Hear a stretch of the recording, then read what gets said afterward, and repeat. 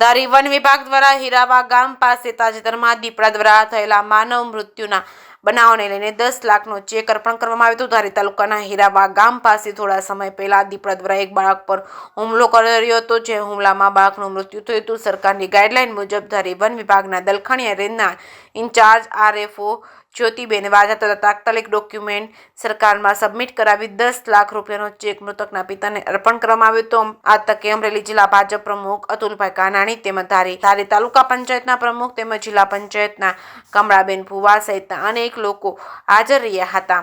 ત્યારે ચેક સ્વીકારતી વખતે મૃતક બાળકના પિતાની આંખમાં આંસુ આવી ગયા હતા અને ભાવુક દ્રશ્યો જોવા મળ્યા હતા। જે કેસની ગુજરાતી સાથે સંજય વાળા, ધારી। ગત 28 ફેબ્રુઆરીના રોજ ધારી તાલુકાના હીરાવા ગામના ખેડૂત ખાતેદારના એક વાડીમાં ભાગ્યા તરીકે કામ કરતા મજૂર પરિવારના એક દીકરા ઉપર રાત્રિના સૂતા હતા ત્યારે હિંસક પ્રાણી દીપડાએ હુમલો કરેલ અને આ નાના બચ્ચાને એનું મોત નિપજાવેલ।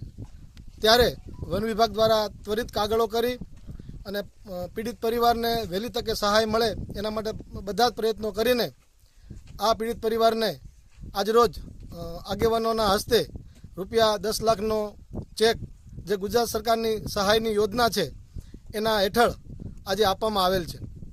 એમના હસતું ખેલતું બાળકને આ એક દીપડાના હુમલાથી મૃત્યુ પામેલ છે, એમના આત્માને શાંતિ આપે અને એમના પરિવારના સહયોગ રૂપે આજે 10 લાખ રૂપિયાનો ચેક અર્પણ કરેલ છે।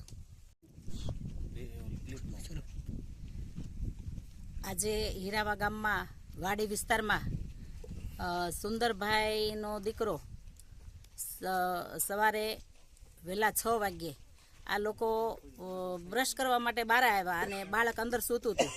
તો આ દીપડોને બાજુમાં બેઠો હશે કે અથવા ખબર નહીં કે આજુબાજુમાં જે કંઈ મોલાત ઊભી હોય એમાં હશે, તો એ દીપડાએ આવી અને આ બાળકને ઉપાડી અને દોડ્યો, પણ બાળકને પછી મુકાવી દીધું એટલે તો છતાં બાળકનું મૃત્યુ થયું।